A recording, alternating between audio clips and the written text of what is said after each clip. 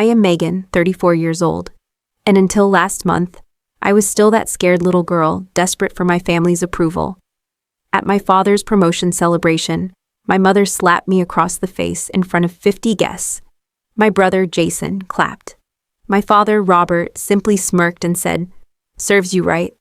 They never saw me as more than their punching bag, but that night changed everything.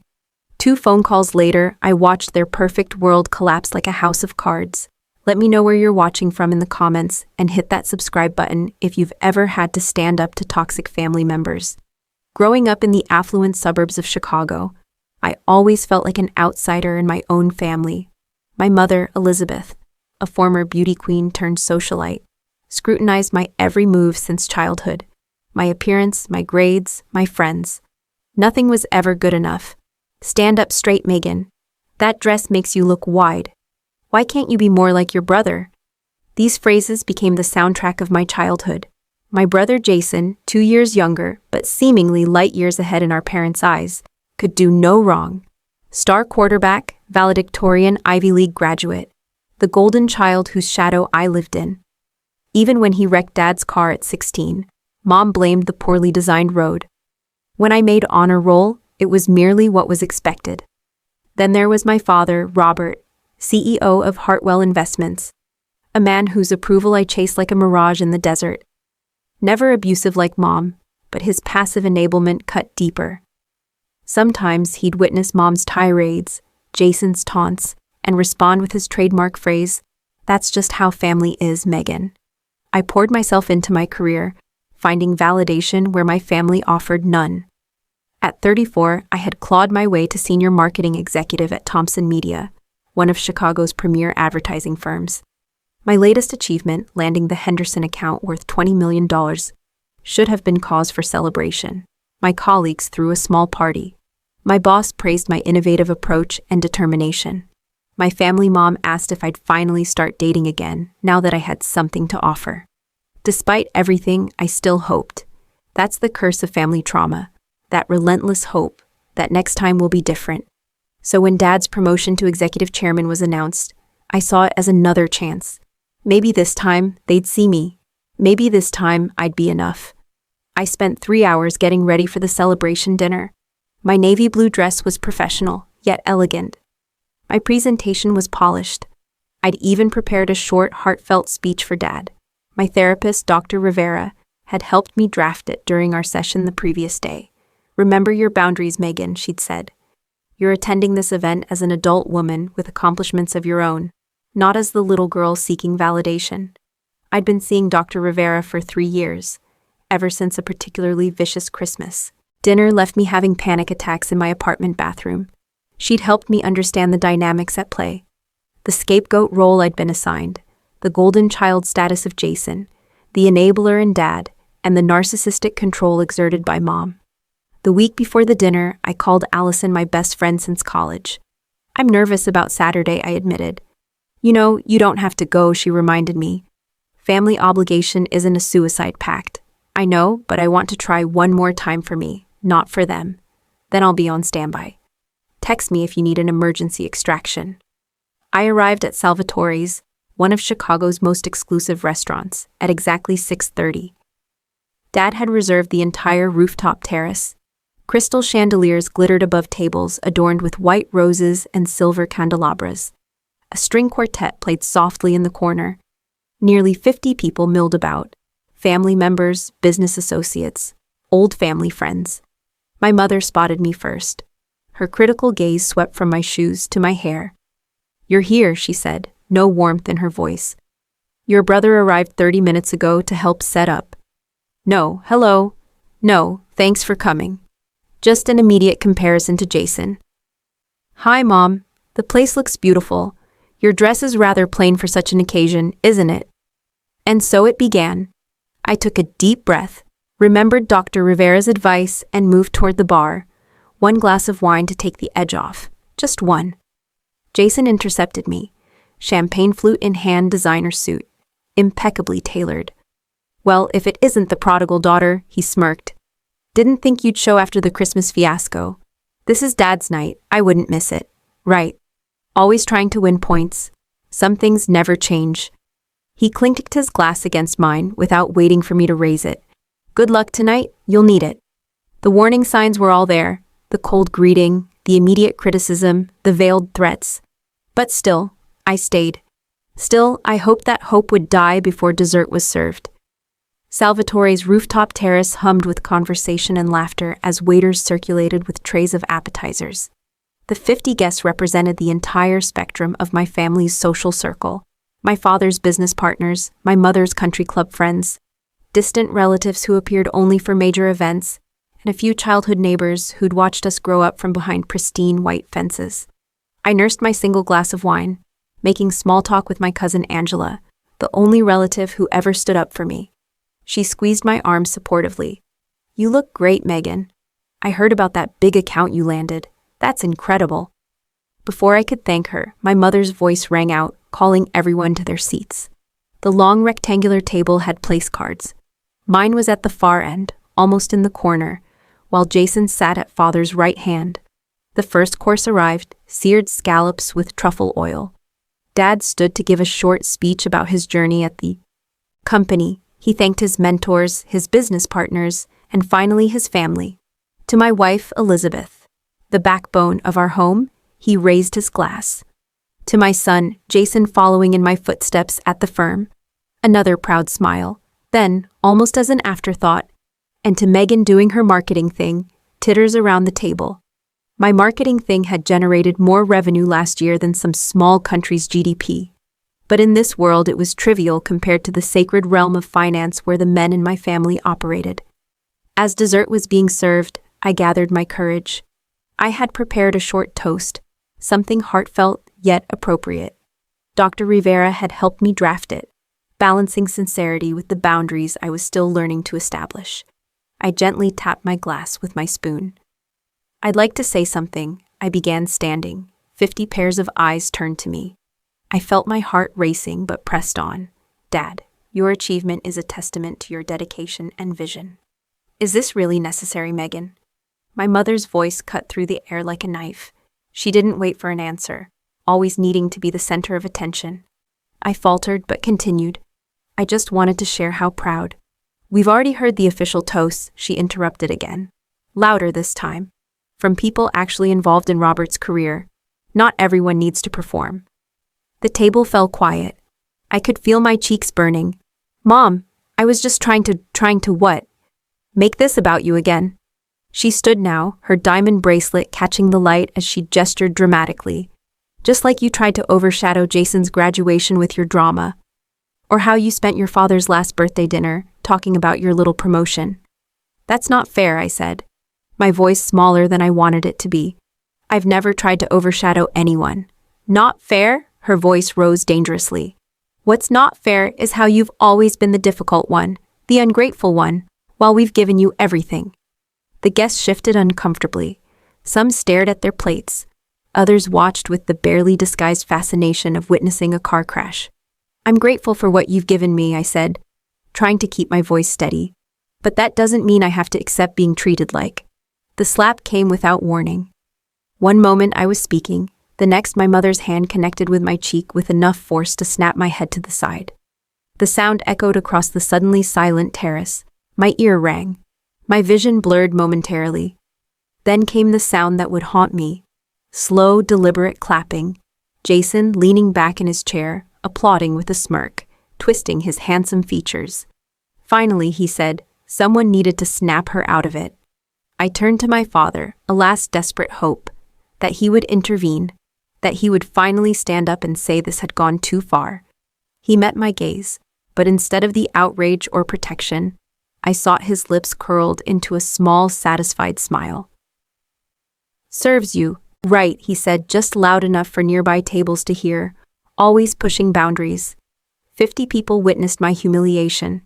50 people watched as my mother assaulted me, as my brother mocked me, as my father endorsed it all. Some looked away in embarrassment. A few older women nodded in agreement with my mother. My cousin Angela half rose from her seat, but was pulled back down by her husband. I stood frozen, my cheek burning dignity and tatters. The string quartet had stopped playing. A waiter hovered uncertainly nearby dessert tray, suspended in midair. I think I finally managed my voice surprisingly steady that I should leave. Typical Megan, Jason called out as I gathered my purse. Can't take a little criticism without running away. I didn't run, walked to the elevator, back straight head high, though tears threatened. The ride down 17 floors felt eternal. The sympathetic glance from the hostess as I passed through the restaurant nearly broke me, but I made it to my car before the first sob escaped. Sitting in the leather driver's seat of my Audi, I pressed my forehead against the steering wheel and finally let the tears come. Not quiet, dignified tears, but ugly, gasping sobs that shook my entire body. I cried for the little girl, who never felt good enough, for the woman still seeking approval from people incapable of giving it, for the decades spent trying to earn love that should have been unconditional. When the tears finally subsided, I looked at my reflection in the rear-view mirror. Mascara streaked down my cheeks. A red mark bloomed where my mother's hand had connected. But in my eyes, I saw something new, resolve. Enough. I whispered to my reflection, "This ends now." I drove aimlessly through Chicago's streets, the city lights blurring through my tears. Traffic lights changed from red to green to yellow, but I barely noticed. My mind raced faster than my car replaying. Not just tonight's humiliation, but a lifetime of similar moments. My 10th birthday, when Mom criticized my childish excitement over presents. My high school graduation when Dad left early for a business call. My first apartment, which Mom declared depressingly small, and Jason called pathetically decorated. Each memory stacked upon the next, a tower of pain I'd been carrying for decades. Without conscious decision, I found myself driving to Lake Michigan. I parked at the deserted beach and walked to the water's edge. The May night was cool, the water black and endless before me. I hugged myself against the breeze, my designer dress offering little warmth. "No more," I whispered to the vast darkness. "I can't do this anymore." My phone buzzed in my purse. Allison, I had texted her a brief 911 before leaving the restaurant. "Megan, what happened? Are you okay?" Her voice was tight with concern. She slapped me alti in front of everyone and Jason clapped. "Oh my God, where are you?" "At the lake just thinking." "Don't move, I'm coming to get you." "No, I'm okay. I have my car. I need to figure out what to do next. Come to my place. We'll figure it out together. You shouldn't be alone right now." Part of me wanted to accept to curl up on Allison's couch with a blanket and her unwavering support. But something else was stirring inside me, a clarity I'd never felt before. "I need to go home first. There's something I need to check. Megan, I'll call you in an hour. I promise." My apartment welcomed me with silence. I kicked off my heels and went straight to my home office. The bottom drawer of my filing cabinet contained a folder labeled Family Blank. Documents I'd been collecting for years without fully understanding why. Bank statements, emails, photos, conversations recorded during family meetings, when I worked briefly for Dad's company before striking out on my own. I spread them across my desk and began to organize them chronologically.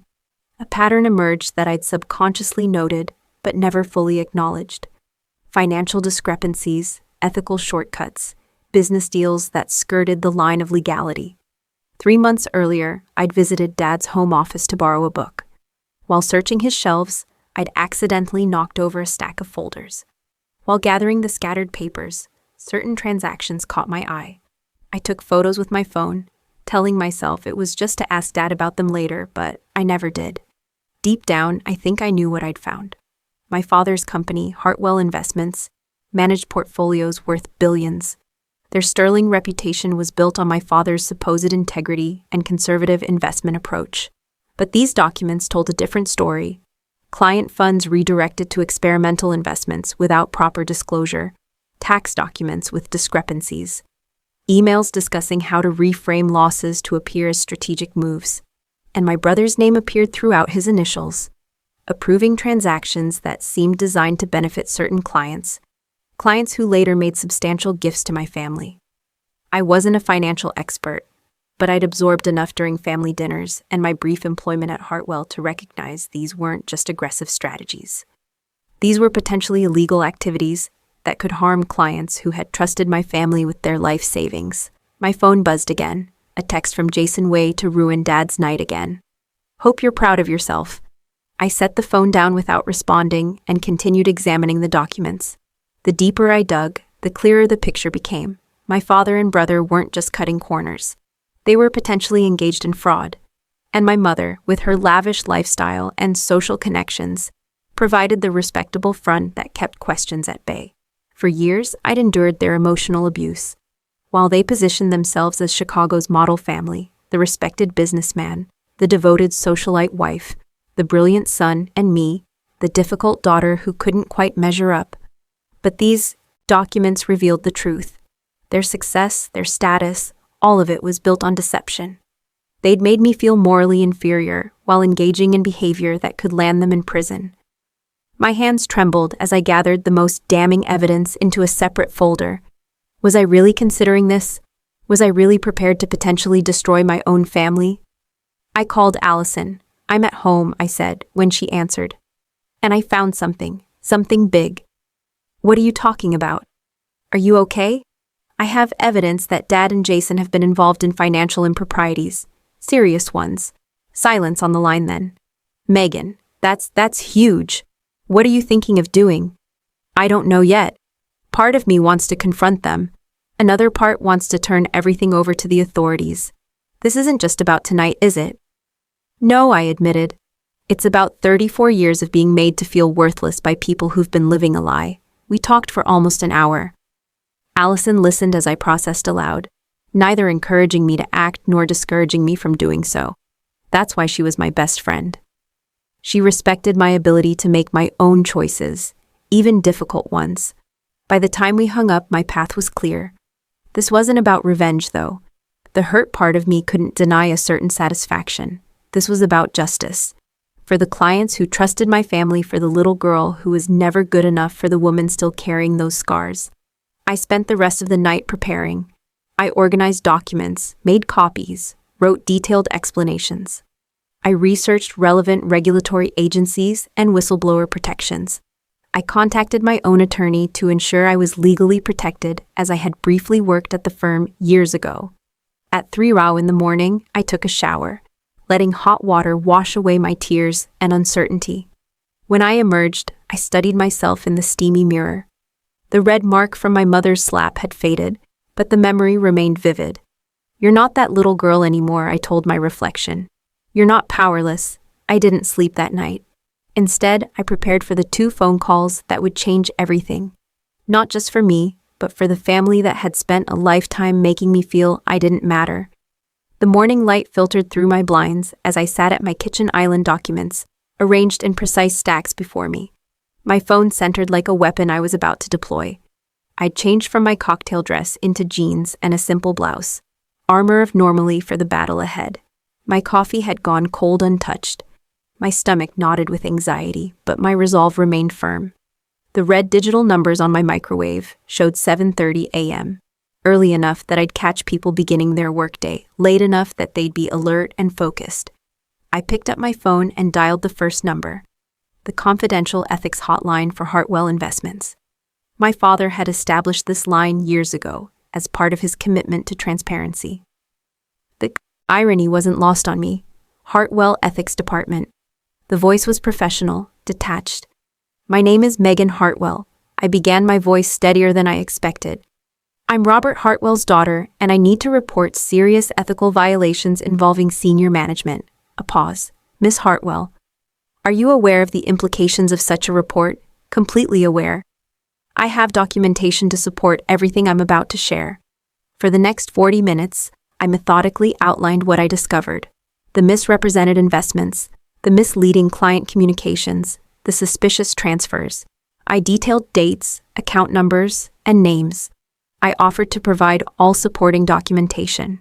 "We take these allegations very seriously," the ethics officer said when I finished, "especially given they involve the chairman and other senior executives. I'll need to escalate this immediately to our external compliance partners to ensure independent investigation." "I understand. I'll email the documents as discussed, Miss Hartwell." Her voice softened slightly. "I must ask, why are you doing this? These allegations could significantly impact your family."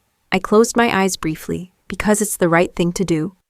Because clients trust Hartwell with their futures. and because no position or relationship should place anyone above accountability. After hanging up, I sat motionless for several minutes, absorbing the weight of what I'd just done. There was no going back now.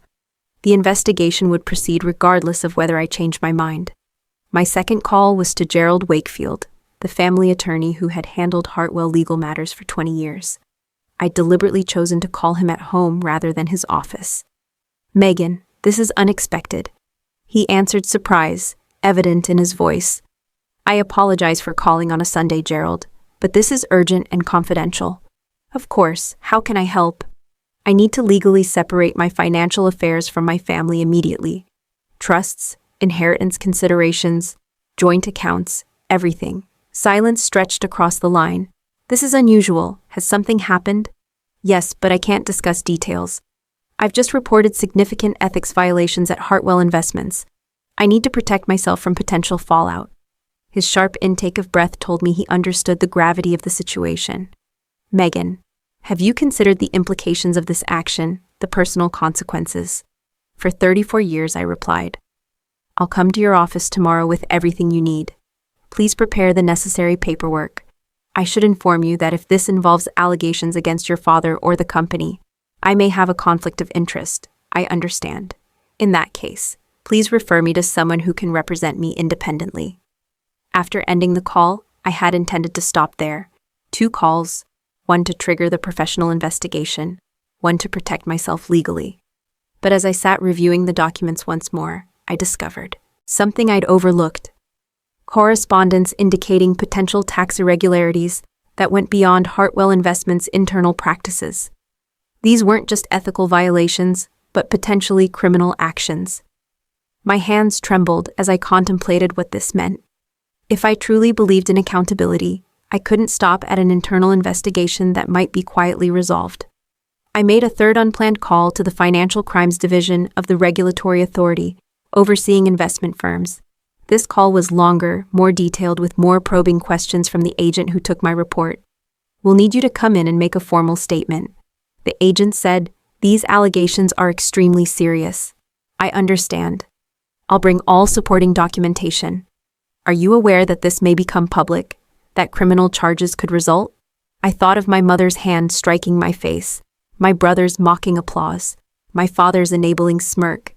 "Yes," I said firmly, "I'm prepared for whatever comes next." After completing the calls, I implemented security measures I'd researched overnight. I changed the locks on my apartment door. Thankfully, I'd never given family members keys, but I couldn't be certain. I backed up all documents to secure cloud storage.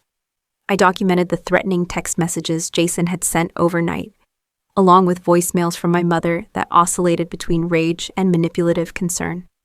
Then I sent a single email to key extended family members. "I want you to hear from me directly before rumors begin." At last night's dinner, Mother slapped me in front of everyone when I attempted to toast. "Dad," Jason applauded this assault. Dad endorsed it. This was the culmination of a lifetime of emotional abuse I can no longer accept. I've taken steps to protect myself and others that may have significant consequences for our family. I'm safe and have legal representation. Please respect my privacy during this difficult time. I forwarded the same message to Allison, adding, "It's done. Could I possibly stay with you for a few days? I'm concerned about potential retaliation." Her response came immediately, "Already made up the guest room. Bringing your go bag to my place now. Don't answer your door until I get there." As I packed essentials for an extended stay away from my apartment, my phone exploded with notifications, text messages from relatives, missed calls from my parents, voicemails I couldn't bring myself to listen to yet. One text from my cousin Angela simply read, "Whatever you did, I support you. Call if you need anything." By noon, I had checked into a hotel under Allison's name. Using cash for additional privacy, from the anonymous safety of the room, I watched news alerts appear on my phone. Hartwell Investments announces internal investigation, the first public ripple of what would soon become a tsunami. I felt simultaneously powerful and terrified, vindicated and guilty. But beneath the chaos of emotions, something else was emerging. Freedom. For the first time in my life, I wasn't defined by my family's expectations or manipulations. I had chosen truth over comfort, justice over loyalty to those who had never shown loyalty to me. That night alone in my hotel room, I slept better than I had in years. Monday morning arrived with alarming speed. I woke to sunlight streaming through unfamiliar curtains and the momentary confusion of the hotel room before reality crashed back. I reached for my phone, steeling myself for what I might find. The business news homepage featured a small but significant headline. Hartwell Investments announces comprehensive internal review amid allegations. The article was cautiously worded, mentioning only that concerns regarding certain investment practices had prompted a review by external auditors. No names yet, no details of potential misconduct. But my family knew. My phone displayed 37 missed calls, 15 from my father, 12 from my mother, 10 from Jason. Voicemails filled my inbox along with dozens of text messages that I scrolled through with detached fascination. From Jason, "What the hell did you do? Dad's been called into an emergency board meeting." From Mother, "Call me immediately. This childish behavior has gone too far." From Father, initially confident, "Whatever you think you know, you've misunderstood. Call me so I can explain." As the morning progressed, his messages grew increasingly desperate. "Megan, please. The board has suspended me pending investigation. This is a misunderstanding that could ruin everything we've built." I forwarded everything to my new attorney, Sandra Chen, whom Gerald had referred me to first thing that morning. "Document all contact attempts," she advised. "Don't respond to anything. We'll meet at 2:00 p.m. to discuss next steps."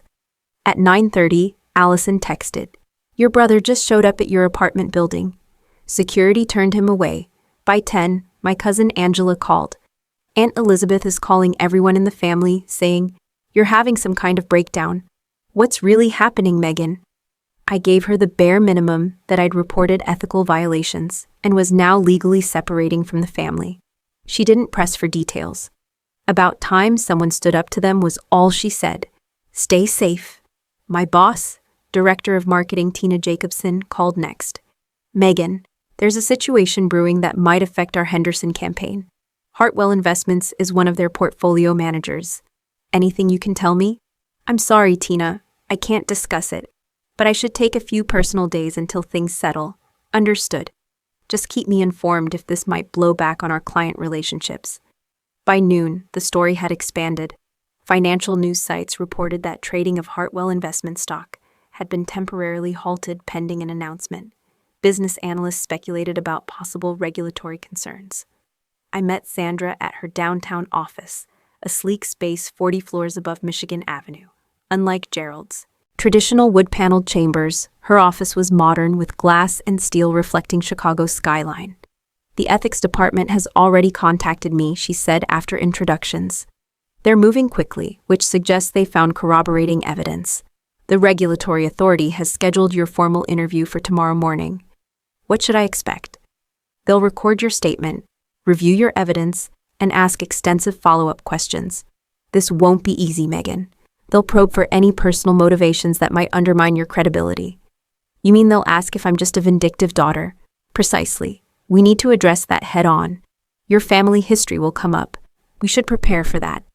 We spent 3 hours preparing for the interview, anticipating questions, reviewing documents. By the time I left, afternoon had faded into evening. I returned to the hotel to find a message from the front desk. Someone matching my brother's description had inquired about guests. They hadn't confirmed or denied my presence, but it was clear my family was actively searching for me. As I considered my next move, my phone rang with a number I recognized. My office building security desk. "Miss Hartwell, this is Carlos from security. Your family members are here demanding access to your office. They're causing quite a scene in the lobby." "My family? Who exactly?" "Your father, mother, and brother." "Ma'am, they're insisting it's a family emergency.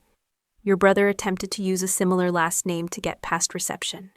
"I'm not there, Carlos, and they absolutely do not have permission to enter my office or access any of my belongings." "Understood. Would you like us to call the police?" "They're becoming disruptive." I closed my eyes, imagining the scene. My poised, controlled family unraveling in public. "Yes, please do." Within the hour, business news sites published updates. Police called to Thompson Media offices an incident involving Hartwell family with grainy photos of my brother being escorted from the building. My phone rang again, an unknown number. Against my better judgment, I answered. You ungrateful little, my brother's voice slurred with what sounded like alcohol. Do you have any idea what you've done? Dad's career is over. Our clients are panicking. The board is talking about bringing in outside management. Jason, I can't talk to you. My attorney has advised your attorney. Listen to yourself. We're your family.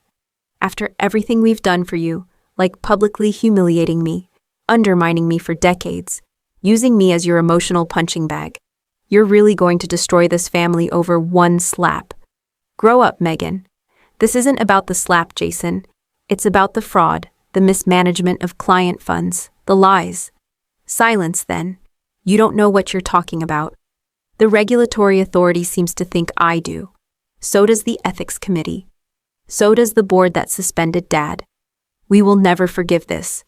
You understand that, right? You're dead to this family. I laughed the sound, surprising even me. I've been dead to you all for years. The difference is now I know it. I hung up and immediately blocked his number, then did the same for my parents. Sandra had advised against engaging, and I'd already broken that rule. No more. That evening, I watched from my hotel window as Chicago's lights blinked on across the skyline. The city continued its rhythms, oblivious to the personal earthquake reshaping my life. My phone continued to buzz with news alerts. Hartwell Investments Board appoints interim CEO amid regulatory inquiry. Financial regulators confirm investigation into Hartwell investment practices. Hartwell stock down 28% after trading resumes. I should have felt victorious. Instead, I felt a complex mix of vindication, grief, and something else I couldn't quite name. Perhaps the vertigo of finally stepping off a path I'd followed my entire life. Allison texted CNN, just mentioned the Hartwell investigation on their business segment. You okay? I don't know what I am, I replied honestly, but I don't regret it. That night, I dreamt of my childhood home. Not a nightmare, but a strange, peaceful dream where I walked through empty rooms, touching furniture and photographs, before walking out the front door without looking back. 3 days after making my reports, I returned to work. Sandra advised against hiding indefinitely. It could appear as though I had something to hide. Thompson Media had enhanced security with instructions to deny entry to anyone from my family. My colleagues had been told only that I was dealing with a personal situation related to the Hartwell investigation in the news. I had just settled at my desk when my office phone rang, the front desk security. Miss Hartwell, your family is here again, all 3 of them. My heart raced. I thought they were banned from the building. They are. They're outside on the public sidewalk, but they're causing a scene and your father is demanding to speak with you. Says he won't leave until you come down. I called Sandra immediately. Don't engage without witnesses, she advised. If you want to speak with them, do it in the building lobby with security present. I can be there in 20 minutes. I need to end this, I said. They'll just keep coming back. Then let's end it properly. Wait for me. I tried to focus on work while waiting, but found myself staring at the same email for 15 minutes without comprehending a word. My boss, Tina, stopped by, concern etched on her face. Security called me. Your family is making quite a commotion downstairs. I'm so sorry about this, Tina. My attorney is on her way. Megan, we support you. Whatever's happening, Thompson Media stands behind our people. Her words nearly broke my carefully maintained composure. Thank you. That means more than you know. When Sandra arrived, we took the elevator down together. Through the glass lobby doors, I could see them. Father in his tailored suit, looking uncharacteristically disheveled. Mother in Chanel, her perfect posture, a counterpoint to her reamed face. Jason pacing aggressively, gesturing as he argued with a security guard. Ready? Sandra asked. No, I admitted, but let's do this anyway. We stepped into the lobby, security personnel flanking us. Through the glass doors, Jason spotted me first, pointing and saying something to my parents. They turned as one, and for a moment, we simply stared at each other across the barrier of glass and years of dysfunction. The security chief approached us.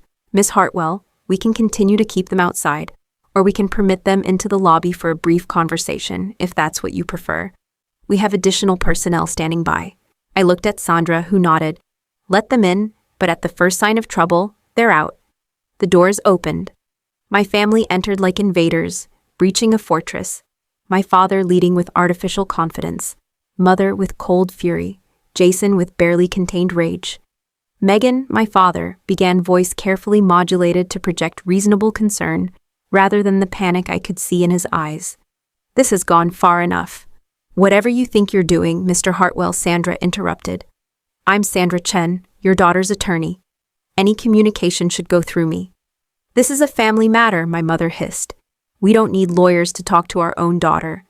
Given that Miss Hartwell has reported potential financial crimes and experienced physical assault from family members, you entirely appropriate, Sandra replied smoothly. Jason stepped forward, finger pointed at my face. You think you can just destroy everything we've built because your feelings got hurt? Do you have any idea what's happening? Our clients are pulling millions in assets. The board is talking about permanent removal. Our name is being dragged through the mud. Step back, sir, a security guard warned, moving between us. This isn't about hurt feelings, I said, finding my voice. This is about fraud, about mismanaged client funds, about illegal practices. You don't understand what you saw, my father insisted, desperation creeping into his voice. Those transactions were complex but completely legitimate. The regulatory authority seems to disagree. Because you've presented things out of context, he shouted, composure cracking files. You had no right to access conversations you misinterpreted. Robert, my mother warned, attempting to regain control of the situation. She turned to me, voice softening in that manipulative way I knew too well. Megan, darling, we know we've had our differences. Perhaps we haven't always been as supportive as we could have been. But this is extreme even for you. Even for me, I echoed. What does that mean, Mother? You've always been sensitive, dramatic, turning small slights into grand injustices. Your slapping me in front of 50 people wasn't a small slight. It was one moment, one mistake in a lifetime of providing for you. Jason scoffed. She's always been like this, always the victim. That's enough, Sandra interjected. This conversation is clearly unproductive. Stay out of this, Jason shouted, his face weening. He lunged forward only to be immediately restrained by 2 security guards. You have no idea what she's like. The constant attention-seeking, the perpetual disappointment. Nothing was ever good enough for precious Megan. The lobby had grown crowded with onlookers, employees frozen on their way in or out, receptionists standing to watch security personnel speaking urgently into radios. My family's carefully constructed public image disintegrated with each passing second. I think we're done here, I said quietly. We are not done. My father roared, his carefully cultivated executive demeanor evaporating completely. Do you know what I've sacrificed for this family? The corners I've had to cut to maintain our lifestyle, to pay for your private schools and your fancy apartment and your therapists. The lobby fell silent. Even Jason looked startled by this admission. Dad, he warned too late. What corners exactly? Robert, Sandra asked, voice deceptively casual as she activated the voice recorder on her phone. My father seemed to realize his mistake. He stepped back, straightening his tie. I've said nothing improper. I've built a legitimate business that has helped countless clients achieve financial security. By misrepresenting investment risks, I asked. By channeling funds into ventures you had personal stakes in, by creating false documentation to hide losses. You don't understand how this business works, he insisted. But the confidence had drained from his voice. I understand enough. I understand that you and Jason have been defrauding clients for years. I understand that you've cultivated a reputation for integrity while lacking any moral compass whatsoever. My mother stepped forward, hand raised just as it had been at the restaurant. This time, I didn't flinch. Security moved faster, blocking her approach. Ma'am, if you attempt to assault Miss Hartwell again, you will be arrested, the security chief stated firmly. Assault, she sputtered. She's my daughter. That doesn't give you the right to hit me, I said. It never did. The elevator doors opened, and Tina emerged with several other executives. They surveyed the scene with professional concern. Is there a problem here? Tina asked. These individuals were just leaving. The security chief answered for me. Voluntarily or with police assistance, their choice. My father's shoulders slumped in defeat. For the first time in my life, I saw him as he truly was. Not the towering figure of my childhood, but a man who had built his success on lies, both professional and personal. "This isn't over," he said, but the threat sounded hollow. "It is for me," I replied. As security escorted them out, my mother turned back her perfect mask, cracking to reveal genuine confusion. "Why, Megan? After everything we've given you, why would you do this to your own family?" I met her gaze steadily. "Because you never gave me the one thing I actually needed, Mother. Respect." The glass doors closed behind them. Through the transparent barrier, I watched them argue on the sidewalk, Jason gesticulating wildly. Father on his phone, Mother standing rigid with shock. A news van pulled up to the curb, a reporter emerging with microphone in hand. My family scattered like startled birds. "Are you all right?" Sandra asked quietly. I realized I was trembling, but not from fear, from release. "Yes," I said, surprised to find it was true. "I really am." Back in my office, I found messages from colleagues expressing support. Angela texted that other family members were reaching out to her, asking for the real story. The Hartwell family myth was unraveling thread by thread. That afternoon, the news broke wider. Hartwell Investments faces multiple regulatory inquiries amid fraud allegations. Financial analysts began dissecting the company's past reports, identifying discrepancies that had been hiding in plain sight. Business partners distanced themselves. The family's social circle contracted overnight. I watched it all from a strange remove, as though observing a movie, rather than the implosion of my family legacy. The next morning, a more personal headline appeared. "Whistleblower in H. Hartwell case, identified as founder's daughter. My privacy was gone, but so was my shame." As Sandra had predicted, questions about my motivations surfaced. Was this just family revenge? I addressed it directly in my formal statements to investigators. The public humiliation I experienced was the breaking point that gave me courage to report what I discovered.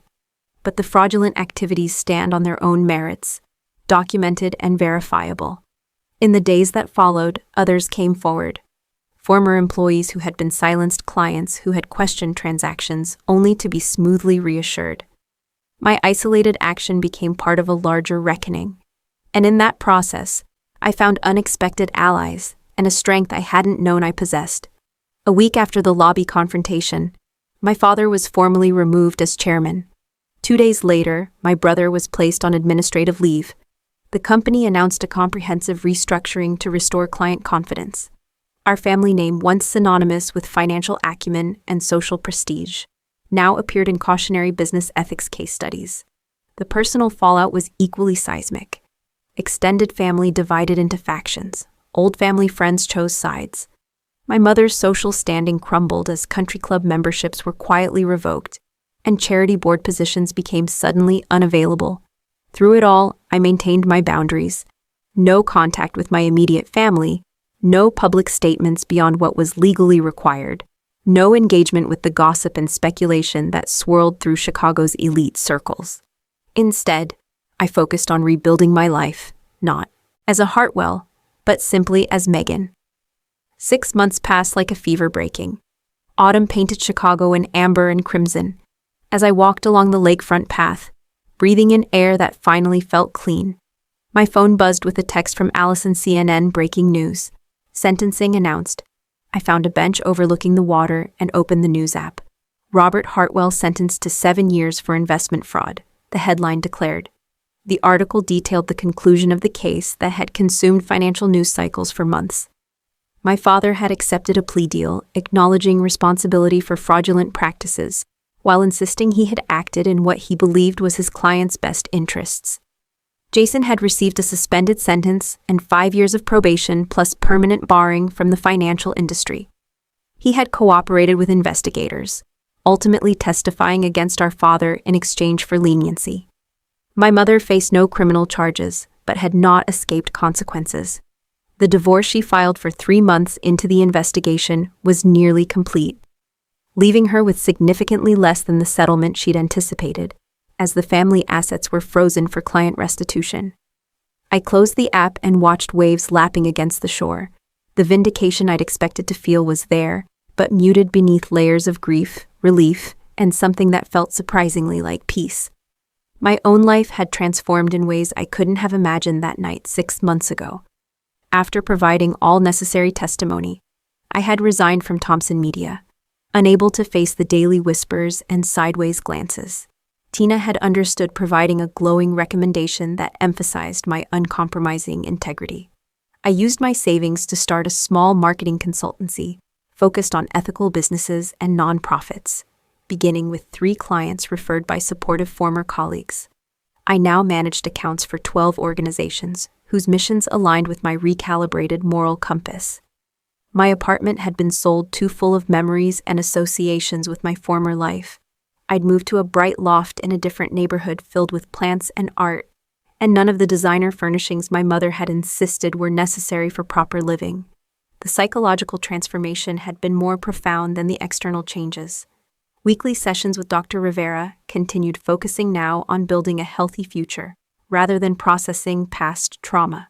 "You've done something remarkable," she told me during a recent session. "You've broken a generational cycle of dysfunction. That takes extraordinary courage." Courage didn't feel like the right word. Necessity, perhaps. Survival.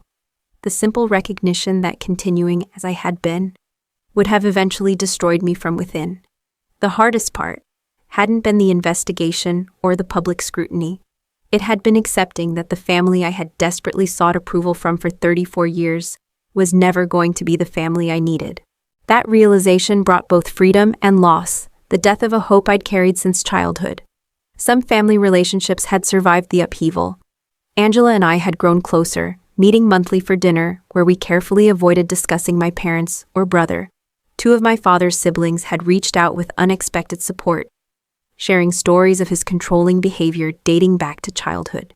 Most surprising was a letter I received from my paternal grandmother, a woman who had always seemed to embody the Hartwell family values of appearance and achievement above all. "I have watched this family damage good hearts for 3 generations," she wrote in shaky handwriting. "What you did took more of the Hartwell strength than anything your father or brother ever accomplished. I should have spoken up decades ago. I hope you'll visit an old woman who is prouder of you than you know." Our subsequent meetings revealed a woman nothing like the stern matriarch of family gatherings. Without my parents present, she was warm, insightful, and full of regret for her role in perpetuating harmful family patterns. As for my immediate family, the separation remained complete. My mother had attempted contact through increasingly manipulative means: guilt-laden letters, mutual acquaintances, even a tearful appearance at my office that resulted in another restraining order. My father from prison sent a single letter that contained no apology, only philosophical musings about how family loyalty should transcend all other considerations. I returned it unopened. Jason, perhaps the most shattered by the collapse of his golden child identity, vacillated between rage and reconciliation attempts. His latest message delivered through his attorney suggested he was ready to forgive me when I was ready to acknowledge the damage I'd caused. I declined to respond. Instead, I built a chosen family. Allison remained my steadfast support. Colleagues became friends. I joined a support group for survivors of family trauma, finding connection with others who understood the complex grief of necessary estrangement. 6 months after my mother's slap triggered the avalanche that buried my former life, I stood on the threshold of something new, not perfect or painless, but authentic in a way my existence had never been before. That evening, I hosted a small dinner party, my first in the new apartment. Angela and her husband Allison and her new girlfriend, 2 friends from my support group, and my grandmother, who insisted on being called Evelyn rather than grandmother. That makes me sound like a fossil in a museum. As we gathered around my table, sharing food and stories and genuine laughter, I realized this was what family was supposed to feel like: safe, accepting, a place where masks could be removed rather than permanently affixed. After my guests departed, I sat on my balcony, watching the city lights, reflecting on the journey that had brought me here. The path had been brutal, the cost enormous. But sitting in the quiet aftermath, I finally understood removing toxic people from your life isn't an ending. It's the beginning of the life you were always meant to live. The pain doesn't disappear overnight. The grief for what should have been lingers, but each day without the weight of seeking approval from those incapable of giving it brings new clarity, new strength, new joy. Sometimes the bravest thing we can do is walk away from what hurts us, even when that hurt comes disguised as love wrapped in the package of family. Sometimes creating boundaries isn't selfish. It's the most profound act of self-care possible. If you're watching this and recognizing your own family and mine, know that you deserve better. That family should build you up, not tear you down. That love should never leave bruises visible or invisible. That you have the right to protect yourself from harm, no matter who is causing it. Have you ever had to make a difficult choice between family loyalty and your own well-being? Let me know in the comments, and if this story resonated with you, please like and subscribe. Share it with someone who might need to hear that it's okay to choose yourself sometimes. Thank you for listening to my journey. Remember, the family we choose can heal the wounds inflicted by the family we were born into.